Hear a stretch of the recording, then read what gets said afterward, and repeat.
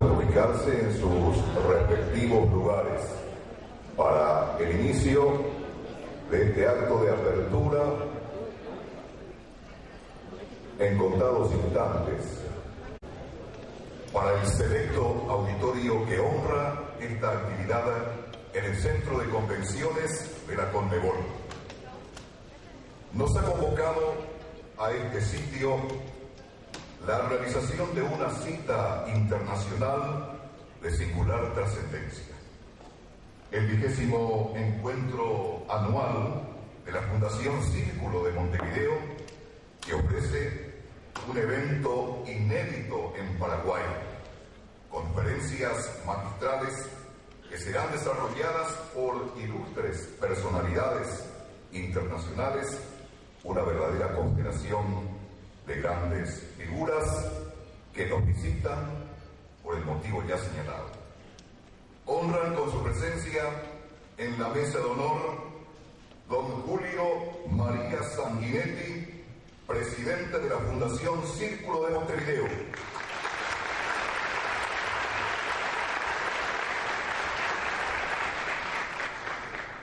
Don Carlos Slim, presidente empresarial de la Fundación Círculo de Montevideo.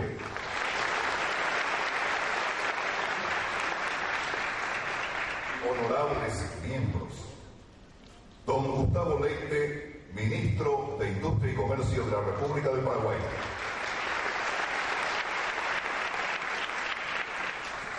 Don Eduardo Felipo, presidente de la Unión Industrial Paraguaya.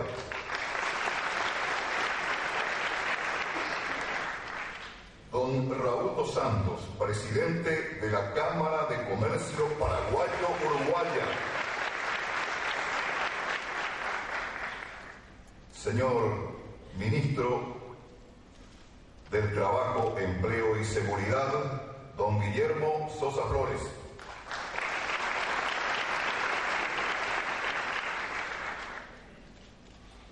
Señor Ministro de Hacienda, don Germán Rocas.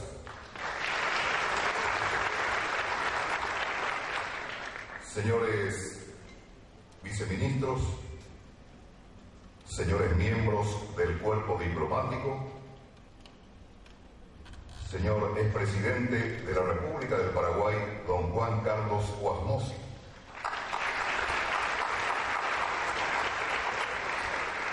Señor director de la ITQ Nacional, doctor James Spalding.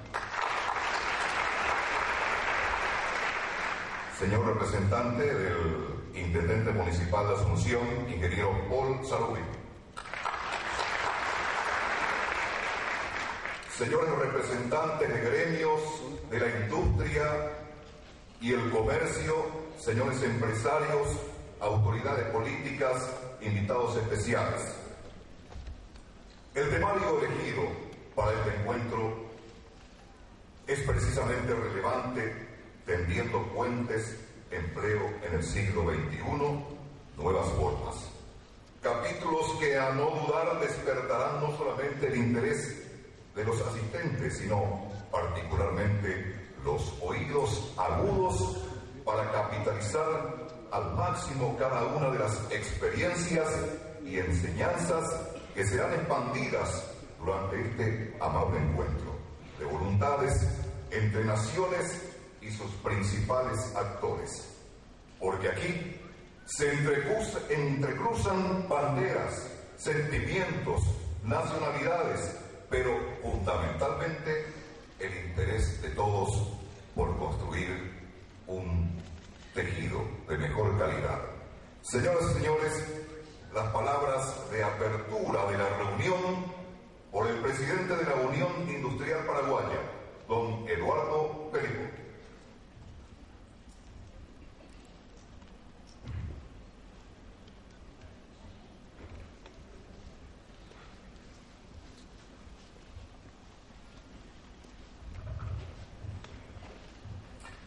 Muy buenos días a todos, apreciados miembros del Círculo de Montevideo, embajadores, autoridades nacionales, amigos, compañeros de la Junta de la UIP y la prensa en general. Muchas gracias por estar presentes y muchas gracias por acompañarnos. Es un honor tener en nuestro país a tan ilustres personalidades. Y a quien agradezco en nombre de la Unión Industrial Paraguaya por honrarnos en este acto y por sobre todas las cosas por transmitirnos ese bagaje inmenso de conocimientos y de experiencias que ellos tienen. Quiero también agradecer a Raúl Dos Santos de la Cámara Paraguaya Uruguaya, que fue el que nos propuso organizar este evento, que nos dio un poco de miedo al principio, pero después nos animamos. Realmente también la colaboración y la participación del Ministerio de Industria y Comercio, el ministro Gustavo Leite, la viceministra Lorena y todo su equipo. Ellos fueron muy importantes para organizar este evento y yo diría que es un ejemplo de lo que hoy está de moda como una asociación público-privada. Realmente este evento es gracias a eso. También tengo que agradecer al equipo de la UIP, Jorge Pappalardo, un gran trabajador, el Zapareco, Natalie Borda y otros más que fueron los artífices. Bueno, yendo a las palabras iniciales, precisamente lo único que yo quiero es transmitirles a nuestros amigos lo que es el Paraguay. Hoy Paraguay está viviendo un momento muy especial y tal vez podemos decir que es el más importante que he tenido, que está perdonado. Ustedes se pueden perdonar muchas cosas más, que llegaron un minuto tarde. En nuestro país realmente nos encuentra un momento increíble. Desde hace varios años se viene destacando el país por la estabilidad económica, por el crecimiento. Y lo más importante de todo esto es que esto es realmente algo positivo porque se creó y se gestó con una gran reforma tributaria que hemos hecho y con unas cuantas leyes para fomentar la producción, fomentar la industria y fomentar el desarrollo. Eso es la esencia de lo que hoy se convierte en lo que están ustedes viendo en este país. Ahora nos queda el gran desafío, que es la disminución de la pobreza mediante la creación de empleo. Por eso es lo importante de esta reunión. Gran parte del esfuerzo que se viene desarrollando, tanto del sector privado, como junto al presidente de la República, Carter, y al ministro de Industria, Gustavo Leite, está dirigido a la atracción de nuevas inversiones. Consideramos que a través de la generación de empleo vamos a lograr ese paso de la reducción de la pobreza. Hoy en Paraguay tenemos unas herramientas formidables, una energía eléctrica barata, una disponibilidad, bajos impuestos, y cuando hablamos de impuestos no solamente lo importante es que sean bajos, sino lo importante es que es muy fácil pagar los impuestos, es muy fácil tramitar, es una cuestión muy simple y es un mérito no solo de nuestro ministro de Hacienda actual, sino de varios de esa reforma a la que me he referido. Tenemos nosotros como un hecho real que queremos mostrar y compartir con ustedes y en especial con nuestros visitantes, el hecho de que empresas del primer mundo, Japón, Corea y ahora de Alemania próximamente, ya están establecidas, no es una promesa, están establecidas en Paraguay y están realmente realizando, algunas con régimen de maquila, otras con otro régimen, están fabricando autopartes que exportamos. La autoparte, por lo menos yo como ingeniero, le doy un valor especial porque es primer mundo, es calidad total, es just in time. O sea, uno puede producir eso, quiere decir que puede hacer cualquier cosa. Y justamente, ¿qué es el complemento de las medidas que hablamos nosotros, políticas y económicas? Es la formidable mano de obra con que disponemos. Estas empresas, las que me referí recién como autoparte, han compartido con nosotros hace muy poco una noticia que nos llenó de orgullo y que debemos compartir con todos. Que esta misma empresa, manejada por la misma gente, solamente que los operarios son diferentes, son los paraguayos, han vencido todos los ratios de producción, de eficiencia, de asistencia al personal en todas sus fábricas del mundo. Eso significa y eso explica por qué es que nuestro país en este momento está siendo un punto importante para poder realizar inversiones de este tipo. Cuando hablamos del empleo, que es el principal motivo de esta reunión, yo cité estas industrias porque el empleo no solo es importante por el número y por la cantidad, sino es importante por la calidad de empleo. Y estas empresas, que son del primer mundo, están ofreciendo una calidad de empleo en lo que respecta a respetar las normas de seguridad, la limpieza, la eficiencia, la responsabilidad social empresarial. Ellos la llevan a la máxima expresión. Y eso, establecido ya en nuestro país, va a permear a las otras industrias y entonces vamos a lograr lo que hemos hablado ya, lo que es la calidad del empleo. Por eso consideramos y por eso lo cité como muy importante. Hemos hablado varias veces del tema de la educación. Entonces, con todo respeto me permito compartir con ustedes el orgullo de que nuestro gremio, la Unión Industrial Paraguaya, en marzo de este año puso en funcionamiento una universidad del primer mundo. Una universidad que es una asociación entre una universidad alemana de Heidelberg y nosotros, y con esto estamos preparándonos para vencer lo que hablábamos del tema académico y poder generar los ingenieros de alta capacitación y de alta calidad que necesita la industria que se está instalando. Gracias. Quiero terminar invitándoles muy especialmente a nuestros distinguidos invitados a que se den una vuelta por la Expo. La Expo, como nosotros cariñosamente la llamamos la fiesta del trabajo, es realmente poder sentir y poder palpitar el desarrollo comercial, industrial y de servicio de nuestro país.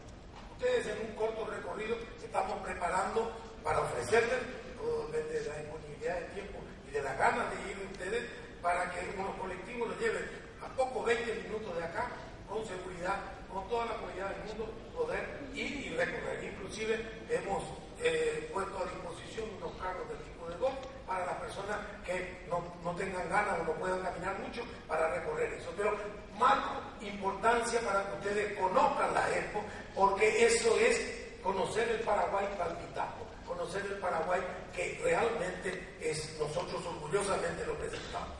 Y por último, si hacen el recorrido que no dura más de 20 minutos, los amigos y los colegas de la Asociación Rural del Paraguay los invitan a la Noche de la Carne, donde se van a degustar los mejores cortes de carne, donde van a compartir con los productores más importantes de la genética paraguaya para poder demostrar qué tipo de carne es buena. Así que los esperamos, espero que puedan disponer con eso.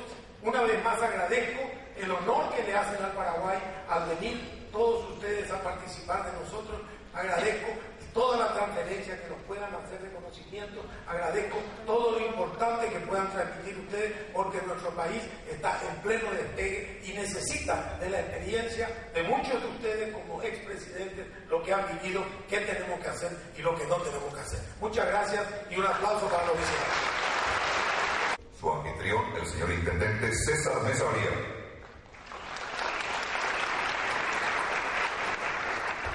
Como esas ganas que no se detienen cuando se tiene por delante un evento de calificada magnitud, vamos a escuchar seguidamente las palabras del presidente de la Cámara de Comercio Paraguaya-Uruguaya, don Raúl Dos Santos.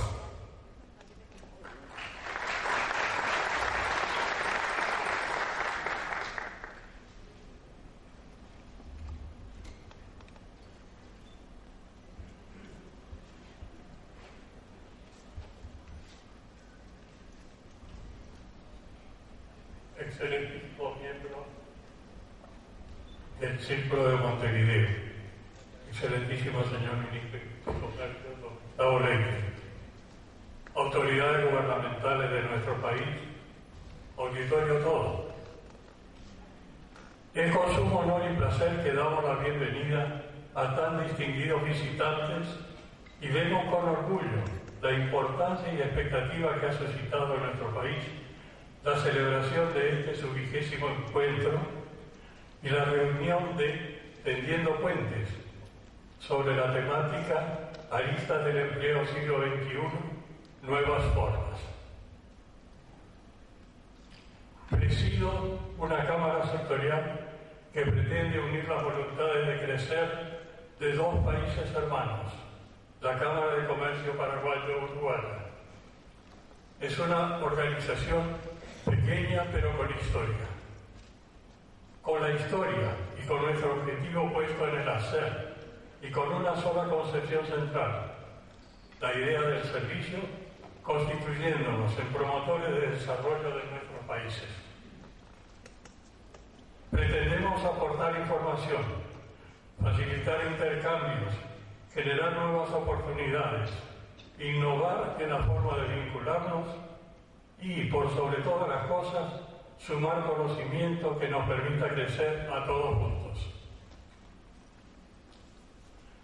En la Cámara de Comercio Paraguayo-Uruguaya buscamos facilitar la cooperación dentro y con nuestros países para poder competir juntos fuera de ellos. Somos de la idea que es con intercambios y generando espacios de diálogo que lograremos alcanzar nuestras metas.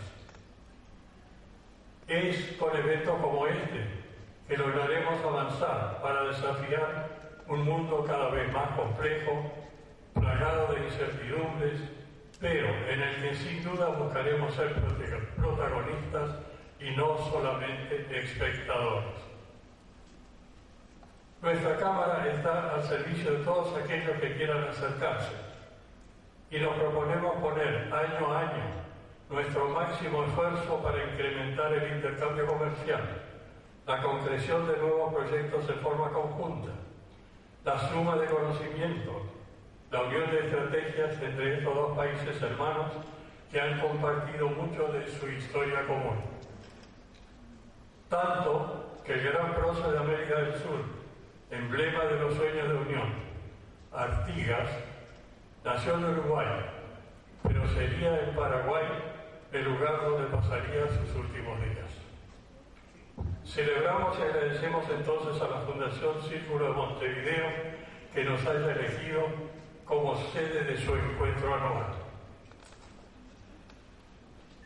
Es así que estamos tendiendo puentes y nuestros distinguidos expositores nos ilustrarán sobre el importantísimo tema del empleo y el trabajo que se rige hoy por reglas muy distintas a las de antes. Nos gusta soñar, nos gusta innovar. Sin sueños es muy difícil generar un imaginario colectivo donde existan objetivos que nos involucren a todos.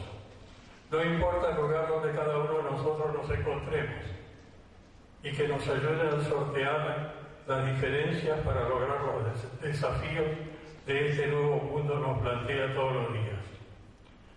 Como decía muy bien don Miguel de Cervantes, en la vida más vale una sensata locura que una tonta cordura. Les deseamos y auguramos entonces una excelente y provechosa jornada.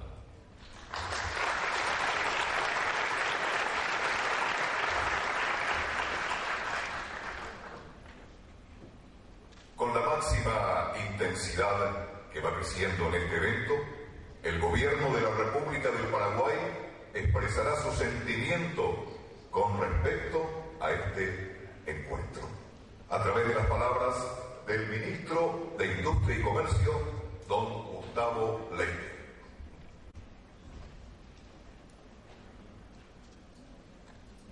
Muy buenos días, excelencias.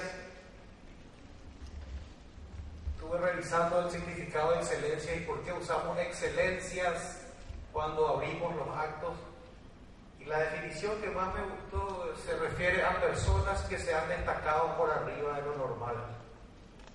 Y les agradecemos que estén acá en Paraguay a todos ustedes, los que han hecho su vida política, los que están en su vida empresarial, en la vida académica también. El Paraguay les da la bienvenida Para el Paraguay es importantísimo este evento, tiene una relevancia política porque a nadie escapa la experiencia política que tienen los ilustres visitantes. Tiene relevancia económica porque la política es el manejo de las economías de los países y porque acá hay empresarios connotados, exitosos, que tienen muchísima experiencia, pero por sobre todo tiene relevancia social, porque el tema que nos convoca es el tema del empleo. El presidente Cartes y este gobierno están embanderados con 3 ejes: el combate a la pobreza, el crecimiento económico vigoroso con inclusión y la total inserción de Paraguay en el mundo. Si miramos lo que estamos haciendo y teniendo ustedes acá, estamos bastante insertos en el mundo y vamos a dialogar, a aprender, a consensuar, a enriquecernos sobre las experiencias de ustedes.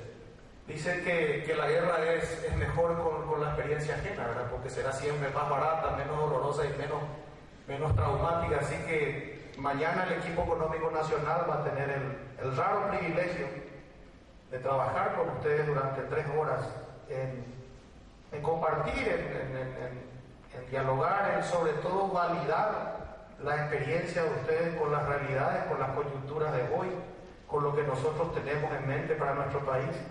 Desde ya les agradecemos por esa apertura y por el tiempo de calidad que vamos a tener.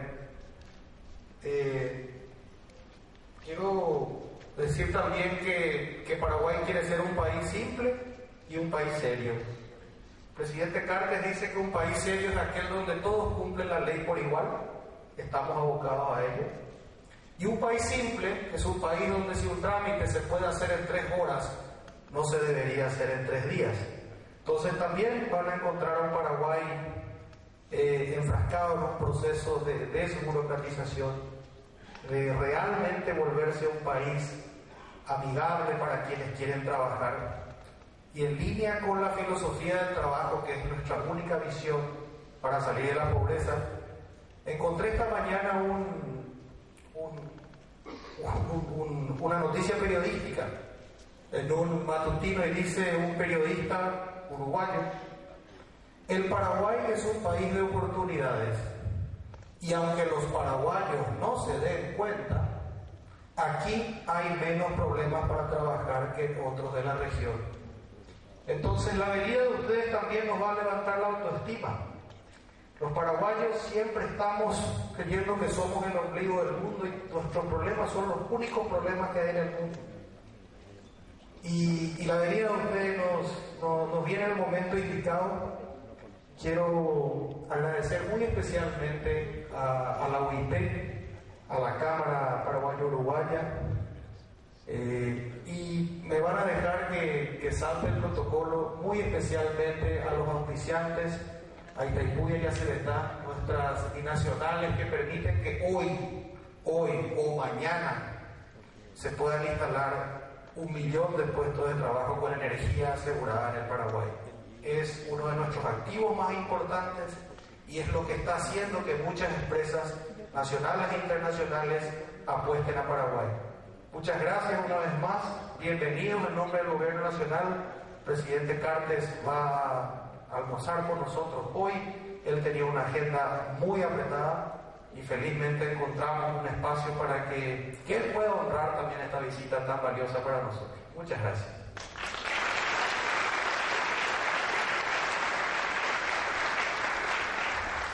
Fueron las palabras de don Gustavo Leite, ministro de Industria y Comercio, en representación del Gobierno de la República del Paraguay.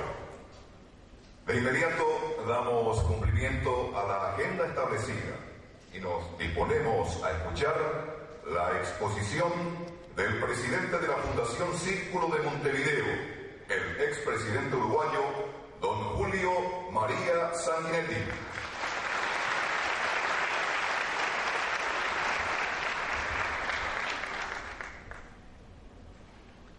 Señores ministros, integrantes de la Unión Industrial Paraguay, amigos todos. Nuestro Círculo de Montevideo es un grupo de reflexión, un grupo de pensamiento, un grupo que trata de, en un mundo en vertiginoso cambio, orientarnos desde el punto de vista de las ideas, de las experiencias, de buscar un rumbo. Dice la vieja reflexión latina, que nunca hay buen viento para el marino que no conoce la ruta. Y ese es el tema, conocer el rumbo, tener claro hacia dónde se va, qué es lo que la cotidianidad en su exigencia diaria de reclamos y de disputas nos va alejando a veces y desdibujando el horizonte final hacia el cual tenemos que caminar. Esa batalla agonista entre el día a día y la visión de futuro es el drama y la peripecia de los gobiernos. Y aquí, en este grupo, hemos tratado de ir hacia el fondo de las cosas. Bauman dice que en los últimos años el deporte de navegar, de surfear sobre las olas, ha impedido bucear en la profundidad. Bueno, tratamos un poco de bucear en la profundidad para entender este mundo en el cual estamos insertos y que se nos ha venido encima muy, muy rápidamente. Ya hace años que con Felipe acuñamos o revisitamos una vieja fórmula de Valéry: el futuro ya no es lo que era, y como el futuro que hoy vivimos como presente no es lo que imaginaron todos los que pensaron en el siglo pasado, aquí estamos para tratar de interpretarlo, de hacerlo y de llevarlo adelante. Por eso nuestro grupo es interdisciplinario. Hay gente del pensamiento, como Natalio Botana, como Carlos Magariña, como Enrique Iglesias, que es del pensamiento, de la acción y un poco de todas las cosas. Hay gente que hemos tenido grandes responsabilidades políticas, figuras históricas, algunas, como Felipe, como Leonel en Dominicana, como Ricardo Lago en Chile, como Fernando Enrique Cardoso en Brasil, que han marcado etapas señeras en este pasaje a la nueva modernidad. Y desde hace algunos años nos acompañan algunos empresarios globales, como Carlos Slim, como Alejandro Bulleroni. Es decir, empresarios que han hecho la demostración de que desde nuestro mundo también se pueden tener empresarios del país y del mundo, empresarios globales insertos hoy en esta gran batalla de cambio de extraordinaria velocidad en la que vivimos. Esa es la reflexión que tratamos de hacer. Tendiendo puentes, ¿por qué? Porque así como hubo un tiempo en que todos se lo pedimos al Estado, hubo un tiempo que se lo pedimos todo al mercado, hubo un tiempo que se lo pedimos todo a las ideas políticas, hubo otro tiempo que se lo pedimos todo al mundo de las ciencias y del trabajo. Hoy está claro que una sociedad o avanza en su conjunto articulándose en sus diversas instancias o difícilmente podrá conquistar los espacios de bienestar que naturalmente su gente aspira. Por eso, trabajo y democracia es de algún modo lo que estamos queriendo hoy mostrar. Trabajo, porque el trabajo hoy es distinto a todo lo que fue antes. La velocidad del cambio va diluyendo todos los días actividades que antes fueron de enorme demanda de trabajo, desde los puertos y sus viejos braceros hasta los empleados de los blockbusters de los últimos años que van desapareciendo de los 20, o los de los correos, o los de las diversas actividades. Estos días en mi país hay un debate de estos y resulta un poco surrealista, pero son los debates de estos tiempos. 200 telefonistas de una empresa de taxi batallando contra los taxistas que se consiguieron una aplicación para llegar directo a los clientes. Y bueno, esas son las batallas del trabajo hoy. Es decir, hay unos que desaparecen y otros que van emergiendo. Y el tema es tener justamente la gente capacitada para esa flexibilidad, para ese cambio constante, para esa posibilidad de adaptarse a los tiempos. Y eso es entonces el puente. Por un lado, entre la empresa, por el otro lado, en el Estado, el mundo político, que es el que tiene que ofrecer el marco. El Estado hoy su primera exigencia es la estabilidad. Tiene que ofrecer estabilidad política, tiene que establecer estabilidad jurídica, tiene que establecer la vigencia de la legalidad, sin las cuales no habrá inversiones seguras. El inversor serio que habla de la ciencia, que habla de la industria, precisa legalidad y estabilidad. En los países inestables hay también inversiones especulativas y aventureras, pero no inversiones de mirada profunda, que son las que estamos hoy precisando. Los estados tienen que dar eso, marco. ¿Marco para qué? Para infraestructura. No hay hoy otro modo de encarar el mundo sin las infraestructuras, que siguen siendo muchas de nuestras carencias. Y no ya del Paraguay, que ha hecho mucho pero que tiene que hacer mucho más. Brasil mismo, por poner un solo ejemplo, produce soja 30%, 40% mejor costo que Estados Unidos. Entre el campo y el puerto pierde toda esa ventaja natural y competitiva que tiene. La pierde toda, del campo al puerto, por la carretera, por la falta de puentes, por los puertos saturados e ineficientes, que no se han querido abrir en muchos aspectos a la modernidad, a la competitividad, a la competencia abierta, a la inversión extranjera, a la competencia, digamos, que es la única que nos puede dar la respuesta. Entonces, ni hablemos de la infraestructura de telecomunicaciones, hasta acá Carlos Slim, que es un hombre de ese mundo. Hoy ese es el mundo, hay que estar intercomunicados, comunicados, si no, no habrá producciones que... Y ahí es donde tiene que funcionar el Estado y el capital. La infraestructura no puede ser solo el Estado. El Estado más precario del siglo XIX lo hacía todo. El Estado moderno hoy no puede. El Estado tiene que contar con el capital privado, con la inversión privada y con la capacidad de ejecución y ser el gran regulador. Y estos son los puentes que hay que ir tendiendo entre unos y otros. Y este agonismo del trabajo crea, y aquí volvemos al tema del trabajo, desasosiegos.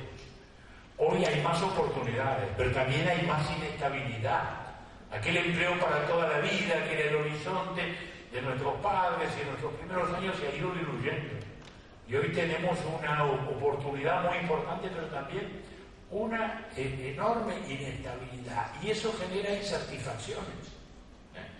Hoy lo vemos en Europa. La crisis económica ha generado problemas de desocupación y como consecuencia de los problemas de desocupación no solo tenemos un problema social, también lo empieza Europa a tener el político.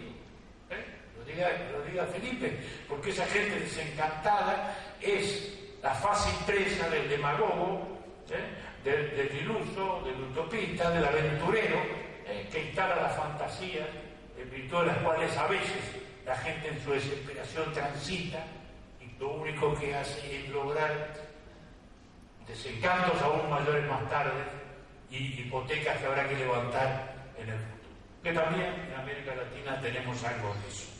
Porque tenemos más democracia, porque estamos votando en todas partes, porque estamos mejor, pero también desgraciadamente tenemos todavía que luchar por la libertad de prensa en muchas partes, tenemos que luchar por la legalidad en algunos de nuestros escenarios, tenemos que luchar por la convivencia razonable entre la democracia y la economía de mercado en países que se han desgraciadamente derrumbado en medio de la prosperidad de los mercados.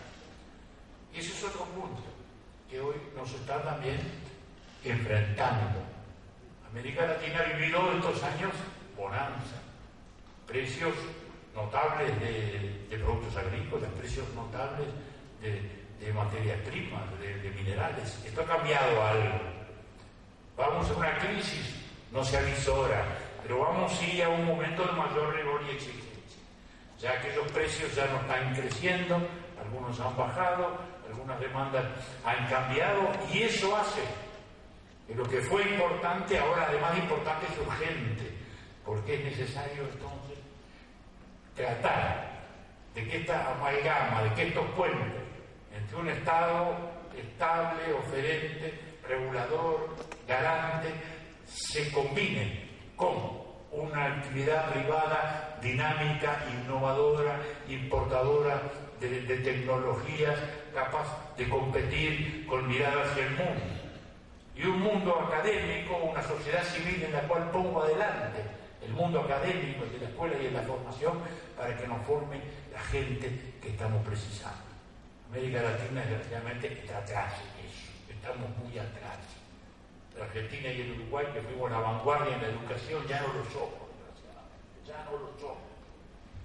Y hoy, en el último PISA del año pasado, estamos en 67 países, los 8 que nos evaluamos ahí, estamos entre el 53 y el 67, el último. Y eso nos está diciendo que es un rezago que tenemos que superar.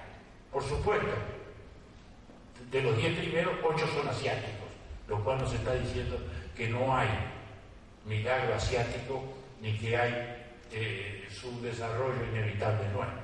El nuestro dependerá de nuestra capacidad de formación de la sociedad. El de ellos no es milagro porque tienen ya la gente más capacitada y de ahí que hoy estén en esta expansión que están. Estos son los puentes que tenemos que tender, las cosas de las que tenemos que hablar, los repliegues de la mentalidad antigua que todavía nos siguen atando, esos mitos alánicos en virtud de los cuales llega cada gobierno y piensa que ahí nació el mundo y que llegan Adán y Eva y que se va a construir de nuevo y que no se siente la necesidad de ir poniendo ladrillos encima de los ladrillos que puso el anterior y corrigiendo fracturas y andando, acumulando. Las políticas que dan efectividad son las de largo plazo. Les cuento solo 2 experiencias, una buena y una mala en mi país. Una buena, en el año 87 empezamos un programa de forestación. Uruguay tenía solo una modesta forestación natural, no tenía forestación industrial. Empezamos a plantar pensando en la industria papelera. Al principio con escepticismo. Bueno, unos partidos estaban a favor, otros en contra. Pasó un partido que era el proponente, pasó otro partido que tenía reservas, pero se sumó. Vino un tercer partido, una tercera coalición, unos más al centro, otros más a la izquierda, otros más a la derecha. El que tenía reservas entendió y cambió, y esa política de Estado hace que hoy la celulosa sea hoy nuestro segundo producto de exportación, y probablemente en 5 o 6 años más supere incluso la carne. Y esto se creó en estos años, por continuidad, por tener una política de Estado sostenida a lo largo de, vuelvo a decir, los 3 partidos que hay en el país a lo largo de 3 gobiernos distintos. Al invierno, a la inversa, por ejemplo, hicimos una reforma de la educación en su tiempo, estoy hablando del año 95, 96, con un enorme cambio, atendiendo los problemas de equidad social, con escuelas de tiempo completo, de tiempo extendido, con asistencia social incorporada, para tratar de promover justamente a través de darle más a aquel que más necesita. Así se avanzó, bachilleratos tecnológicos, etc. Una enorme oposición de los gremios educativos que desgraciadamente en nuestra América Latina son un extraordinario factor conservador. En nombre de la revolución se sostiene siempre el conservatismo y la defensa del statu quo, desgraciadamente. Este es un mal que desde México hasta la Argentina y el Uruguay recorre América. Grandes oposiciones, vino otro gobierno, cambió las cosas. Hoy hay otro gobierno y dice que esa reforma no era tan mala, habría que hacer algo en esa dirección. Los malos resultados ya están y nos hemos perdido 15 años. Buenas y malas experiencias, pero creo que ambas nos enseñan. En la discontinuidad perdemos, en el sentido del rumbo claro y en la continuidad del esfuerzo, los países crecen. Paraguay, como recién dijo el ministro, está en un gran momento. Y está en un gran momento porque ha accedido a una visión de modernidad que recién en los últimos años ha empezado a cuajar. Paraguay ha vivido demasiado, permítanme decirlo como compatriota paraguayo también, un poco agobiado por su pasado, con una vivencia demasiado fuerte de ese pasado tan novelesco de la época colonial, con ese pasado tan dramático. Luego de la independencia, con su aislamiento, con la tremenda guerra, con todo aquello. Pero ya hace algunos años que hay un Paraguay distinto que empieza a florecer y que está floreciendo y que se ve en su empresariado, se ve en la inquietud de la gente. Por eso, de algún modo, los industriales paraguayos nos reciben a nosotros simplemente por el afán de pensar. Eso ya es la primera de las expresiones de la modernidad. Y el Paraguay, ese Paraguay que hablamos, con una tributación relativamente asequible, con una gran caudal de energía y sobre todo con una gran voluntad de hacer, en la medida en que aúne voluntades y ponga empeño para hacer esas cosas sin ninguna duda, va a poder mirar al futuro con un gran optimismo y con una gran esperanza. Con estas palabras empezamos los primeros bocadillos para empezar a pensar y reflexionar en serio, para sondear en las posibilidades.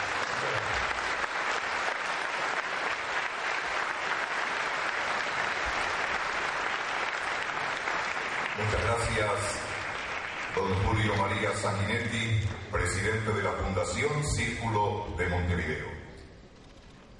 Crecer juntos, Estado y empresas, es el título de la exposición que nos brindará a continuación el presidente empresarial de la Fundación Círculo de Montevideo. Útil como vínculo. Y qué coincidencia con los proyectos y los objetivos que atañen a nuestra nación en esta era global. Con ustedes, Carlos Slim.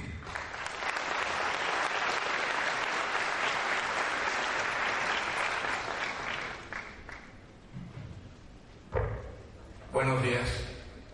Me da mucho gusto estar en este vigésima reunión de reflexión del Círculo de Montevideo. Me da muchísimo gusto, además, y es un honor estar con mis queridos y muy destacados presidentes de Iberoamérica que nos acompañan y que han sido la base de estas reuniones de reflexión del Círculo. Agradezco y saludo al ministro de Industria y Comercio. Gracias por su hospitalidad.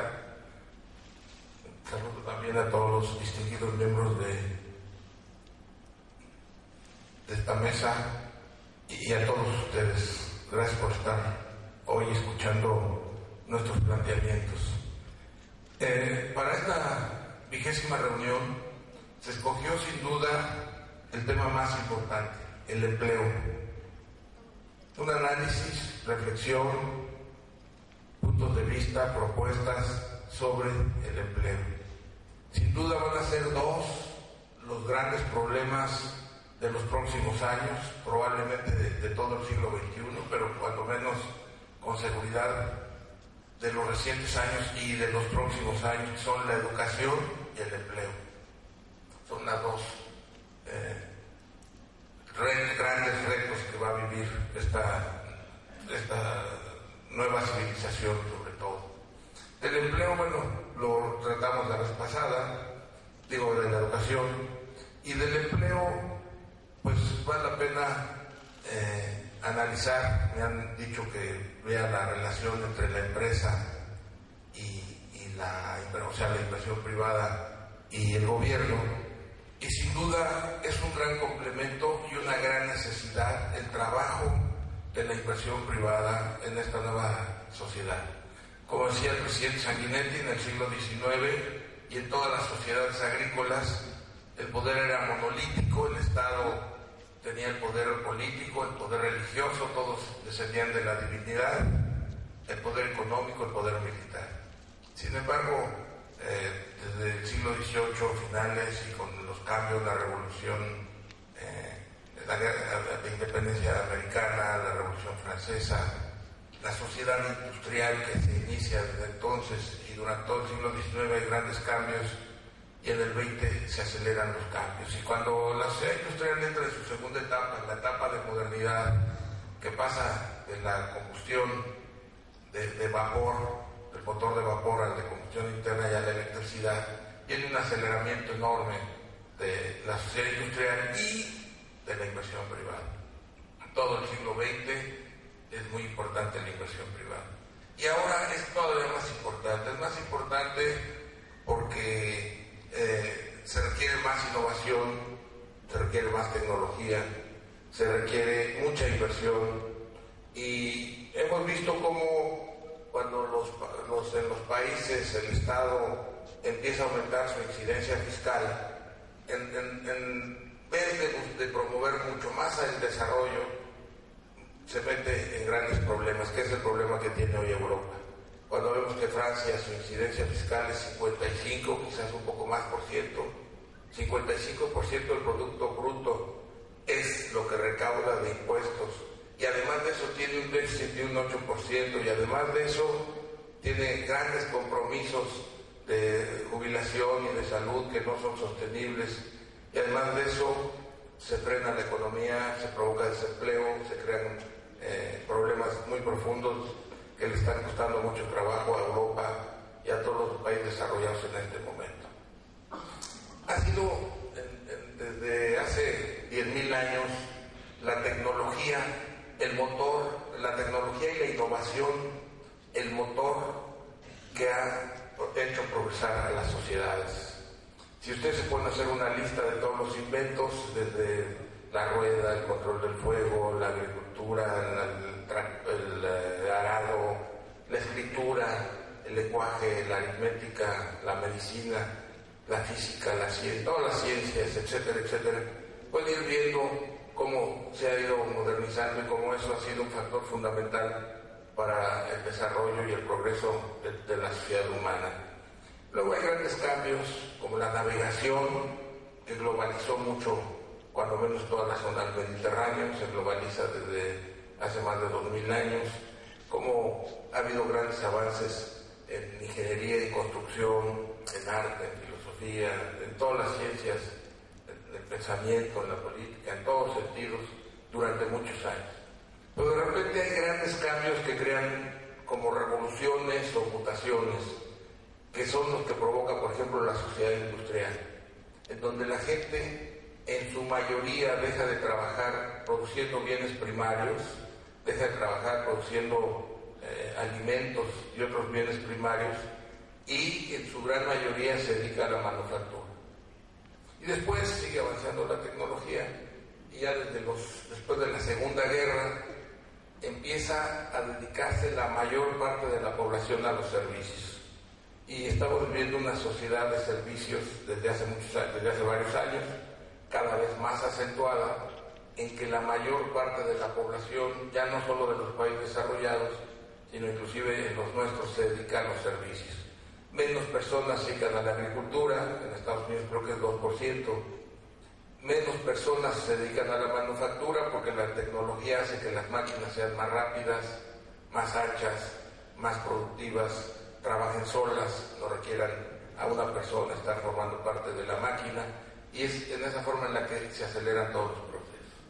¿Y qué está pasando? Bueno, estamos en una sociedad que se le llama de muchas formas, pero que al final, como la agrícola fue primaria y la manufactura, la industrial fue secundaria, esta es una sociedad de servicios, que se llama sociedad del conocimiento, de la información, digital, tecnológica, como lo quieran llamar, pero es una sociedad de servicios con grandes cambios tecnológicos y de innovación que han hecho mucho más fácil la producción de bienes, inclusive mucho más fácil el manejo de los servicios. ¿Y qué provoca todo este tipo de desarrollos acelerados? Transformaciones relativamente violentas que provocan crisis, porque no tienen la gradualidad que permita irlas absorbiendo en el tiempo, se presentan más o menos, no repetidas, pero muy aceleradas, muy rápidas, y provocan problemas. Y uno de esos problemas que provoca la tecnología es el desempleo. Si antes producir algo requería 10 gentes y ahora requiere una, pues habrá 9 personas que ya no tienen que trabajar en esa actividad. Bueno, y bueno, ¿cómo podemos enfrentar el problema del empleo y tender esos puentes?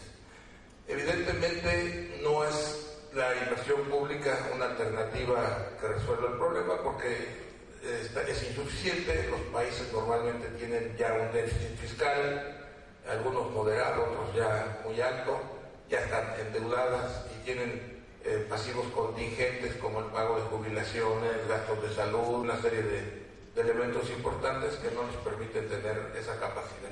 Pero el sector privado, llámese empresarios, llámese fondos de pensiones, llámese sociedad civil, sí tiene los recursos. Y lo que es una buena noticia en este momento, que es una ventana que ojalá no dure mucho tiempo, es que hay dinero abundante a largo plazo y muy barato. Entonces, en tanto los países desarrollados mantengan esta situación difícil de estancamiento y de altos riesgos de entrar en problemas económicos y sociales más profundos, las tasas de interés son muy bajas, el dinero es relativamente abundante. Entonces es una oportunidad, una gran ventana de nuestros países para aprovechar esas ventanas, esos recursos, que fue siempre nuestro problema, la posibilidad de financiamiento de los proyectos. Entonces no solo hay el dinero para financiar los proyectos, sino también proyectos que no son viables a una tasa de interés negativa o muy baja se vuelven viables, ¿no? Entonces son dos factores. Entonces, para hablar del tema del empleo, yo diría que, decir de una manera simple, podemos pensar en dos o tres puntos de vista importantes. Primero, inversión, mucha inversión que cree actividad económica que es crecimiento, desarrollo y generador de empleo. Nos gustaría a todos que nuestros países pudieran crecer arriba del 5% de manera sostenida, ojalá fueran 7%, 6%. Algunos países como Perú han tenido muy buenos crecimientos. O si pudiéramos crecer arriba del 5%, 6%, sería muy importante y saludable. Y para crecer al 5%, han sabido una formulita muy simple de que para crecer un punto hay que invertir 5 del PIB. Habría que crecer 25 o 30 del PIB. O sea que el Producto Interno Bruto de nuestros países, invertir el 30% sería admirable, pero cuando menos un 25% nos podría permitir muy buen crecimiento. Y claro, depende en dónde se aplique esa inversión. Entonces, una es con crecimiento, es un poco lo que presentaba el presidente Sanguinetti, que el crecimiento económico generalizado con participación en el empleo, que es la forma de combatir la pobreza. Yo no conozco otra para combatir la pobreza. Buena educación y empleo. Y buena educación para que sea una mejor oferta de empleo, y como señalaban antes, para poder tener mejores empleos. Entonces, inversión, eso es muy importante.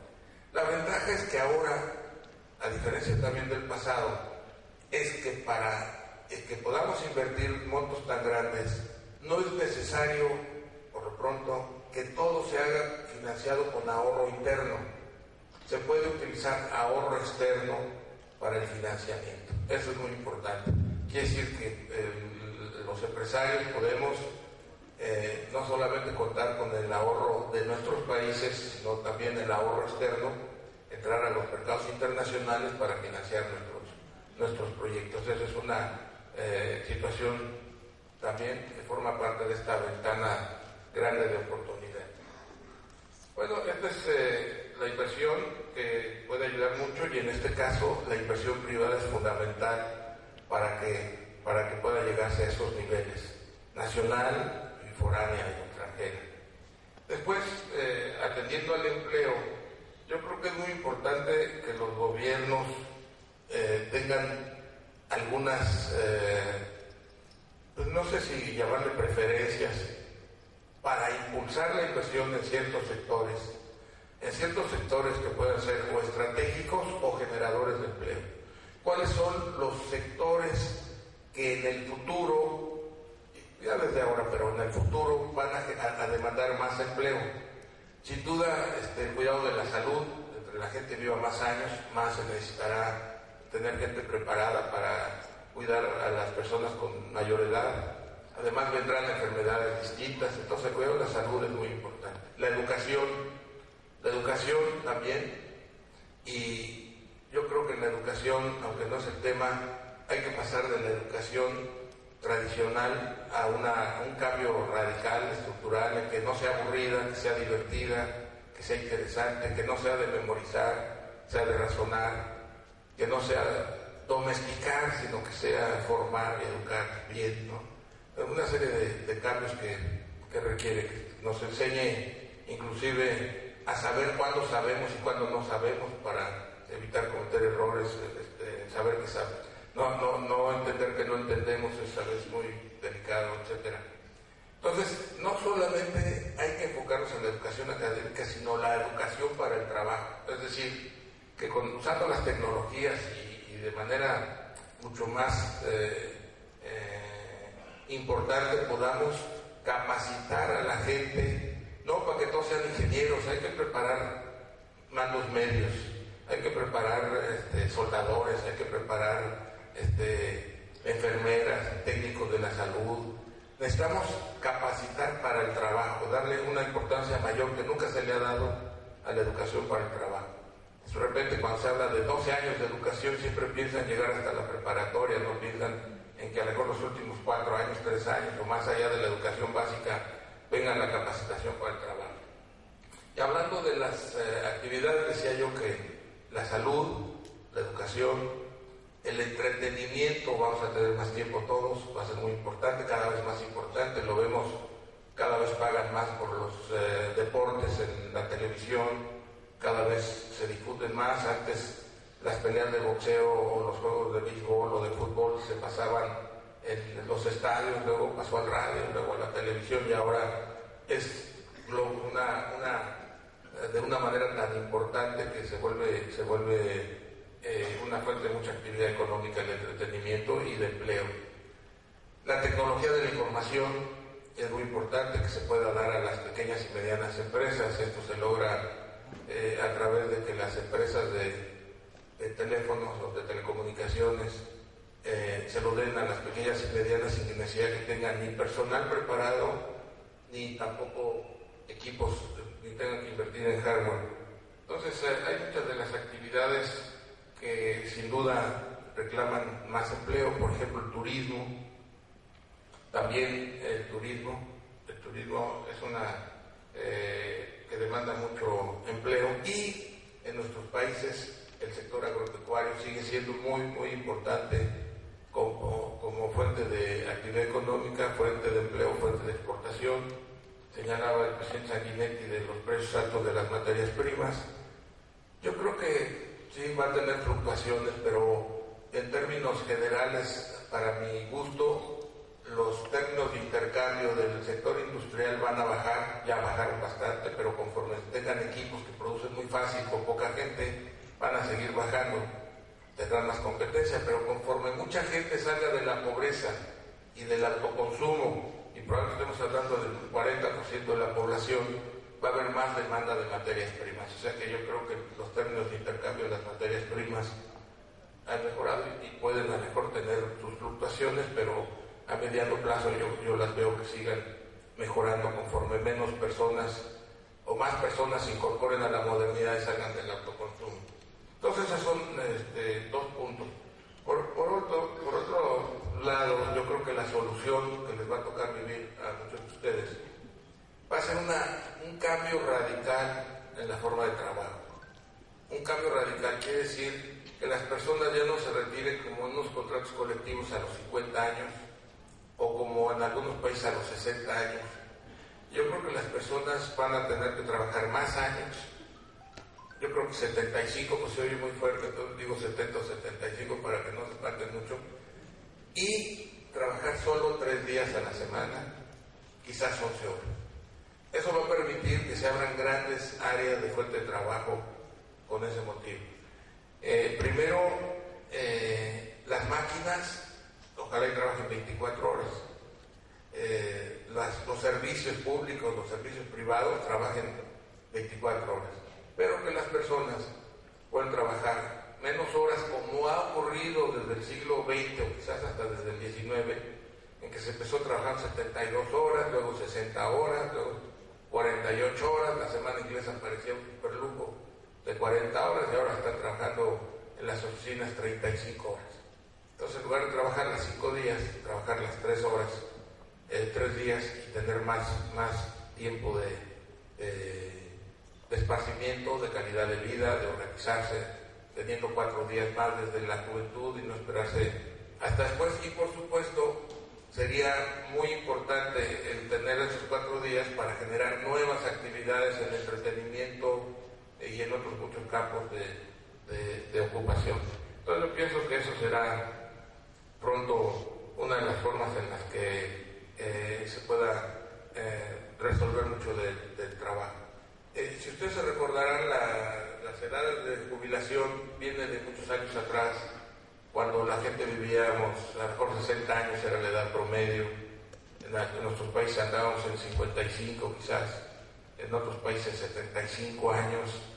Y bueno, pues ahora que la edad promedio se ha ido a 86 y que las personas que llegan a 60, 65 pueden vivir 90, no es racional que haya una jubilación tan temprana, ni es sostenible ese estado de bienestar, pero al mismo tiempo antes se hacía trabajo físico. En la sociedad industrial había mucho trabajo físico y en la sociedad agrícola también. Ahora es una sociedad del conocimiento, en donde la experiencia, la información y el conocimiento que tienen las personas de más de 65 años o 70 es vital para la marcha más eficiente de la sociedad.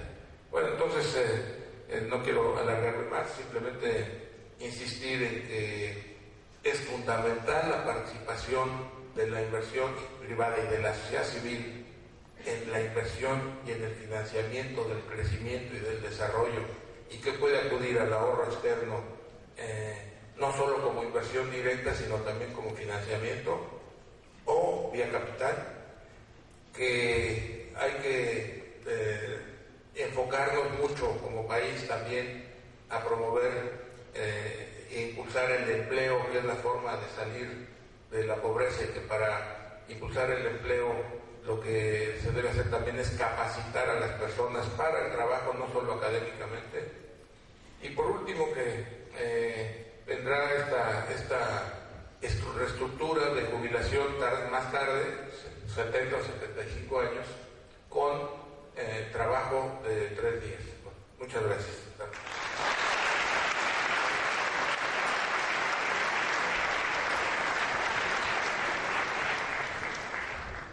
Muchas gracias, don Carlos Slim, presidente empresarial de la Fundación Círculo de Montevideo.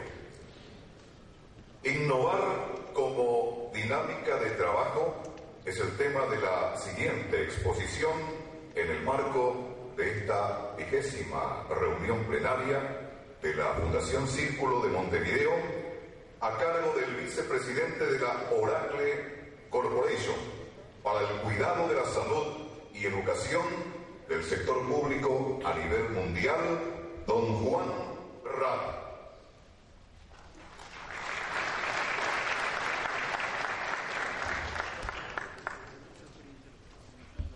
Bueno, buenos días, muchas gracias por la invitación. Es un gran honor estar frente a ustedes y a este gran grupo de presidentes y personalidades de América Latina. Yo quisiera hacer una reflexión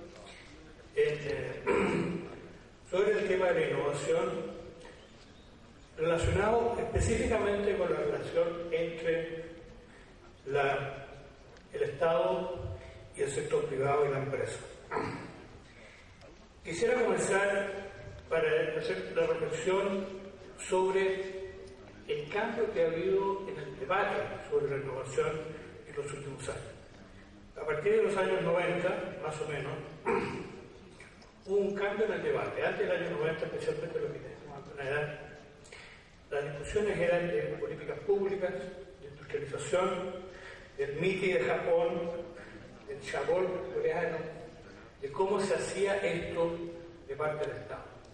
Y cambió y pasó a ser una discusión mucho más de la empresa y del empresario. y de alguna manera nos olvidamos del otro pedazo de la ecuación.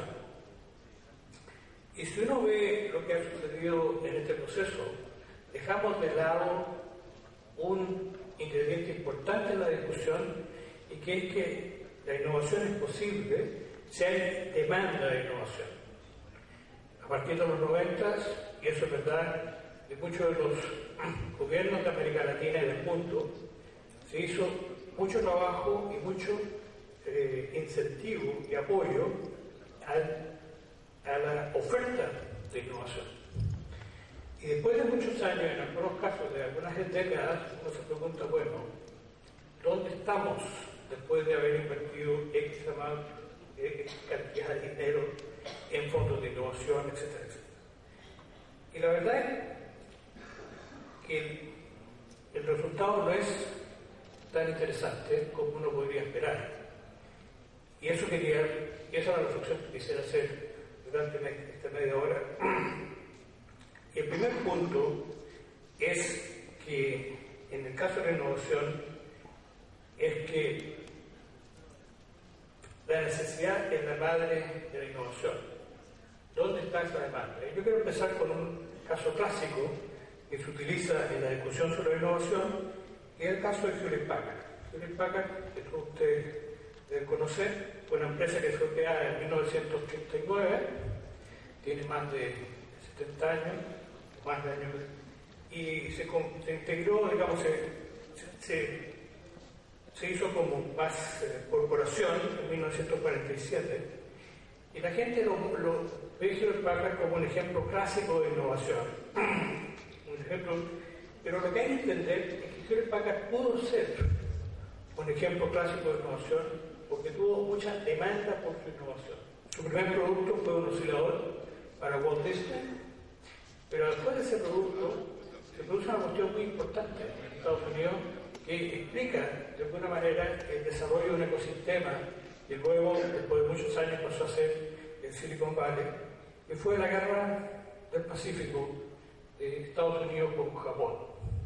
Esa fue una guerra muy tecnologizada, una guerra que si ustedes han visto todas las películas de guerra sobre la época, Japón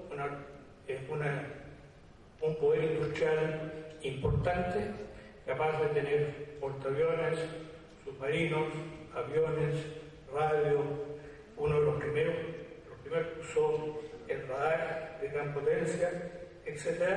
Y Estados Unidos, que no tenía capacidad de responder a la velocidad que tenía que responder. Y esto llevó al desarrollo de Hewlett Packard, radios, sistemas de tiros, etcétera, etcétera, y creó una demanda, y creó un ecosistema que permitió que esto surgiera. Y lo digo simplemente para enfatizar el hecho que si nosotros no miramos la innovación y la necesidad de innovación por el lado de la demanda, no vamos a tener la capacidad para desarrollarlo como se requiere. Voy a terminar la reflexión sobre Hewlett Packard simplemente diciendo que después de la Segunda Guerra Mundial, la única opción que le quedó a Japón, producto de los tratados que se hicieron, fue desarrollar la electrónica de consumo.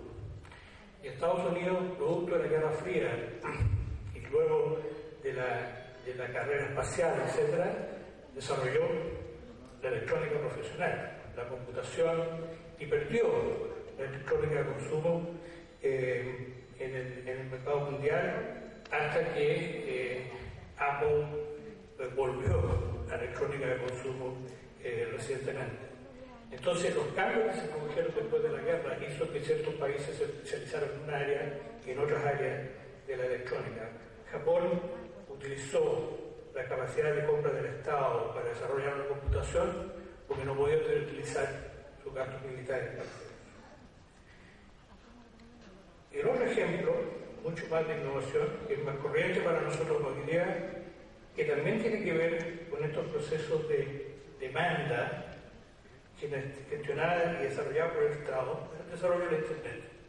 La Internet se desarrolló para hacer una red indestructible contra el ataque nuclear, pero no era posible que operara en la manera en que todos nosotros lo usamos hoy día si no se hacían dos condiciones necesarias. Una, el desarrollo de la web.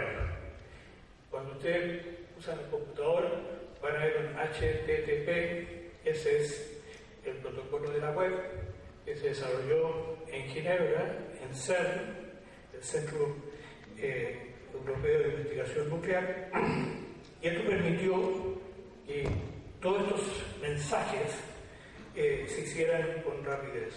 Pero esto no era suficiente. Faltaba todavía que hubiera un navegador. Y el navegador sale también de fondos públicos, y el principal producto que se hizo, el prototipo, se llamó Mosaic, y de Mosaic nació Netscape, y Netscape pasó a ser lo que muchos de ustedes saben, uno de los más espectaculares casos de salida a la bolsa, y que comenzó la burbuja del Internet en los años 90. Yo participé en una reunión porque en esa época participaba en el Consejo Internacional de la AT&T con Netscape, y la gente de Netscape quería vender su compañía a la AT&T, y en la presentación esta persona dijo que a lo mejor un día la gente va a poder hablar por teléfono por la internet. Y eso hizo que la AT&T dijera: estos señores están locos, nosotros no queremos comprar. Si lo hubieran comprado hubieran hecho un gran negocio, entre paréntesis, ¿no? Ahora, si uno mira lo que pasó con la internet, ¿por qué Estados Unidos se desarrolló como se desarrolló con internet? Una de las razones básicas es que parte del proceso de re-regulación de la AT&T fue cuando se descompuso la AT&T en varias compañías, fue que el uso de los datos, la transmisión de datos, fuera gratis. Ni el regulador ni la AT&T se dieron cuenta que los datos podrían ser en el futuro algo sumamente valioso, como es hoy día. En ese momento, y esto hace que Estados Unidos muy rápidamente difunda la Internet, y de hecho, si uno hubiera pensado quién sería el país que tenía más comercio electrónico, el país que tenía más comercio electrónico en la época era Francia con el Minitel. Hago estas reflexiones simplemente para decir que la necesidad es la madre de la innovación. Ninguno de estos productos, sin las empresas que hicieron esto, Netscape, AT&T, etc., esto no podría haberse desarrollado. Pero en el caso específico de la Internet, el Estado fue el que agregó la demanda de innovación con la construcción de este tipo de redes y de sistemas para que, en ese caso, producto de la Guerra Fría. El segundo ingrediente importante, y lo quiero conectar esto con el primero, es el rol de la regulación. Y en el primer componente aquí es el rol de la competencia, que ya el presidente Sanguinetti lo enfatizó.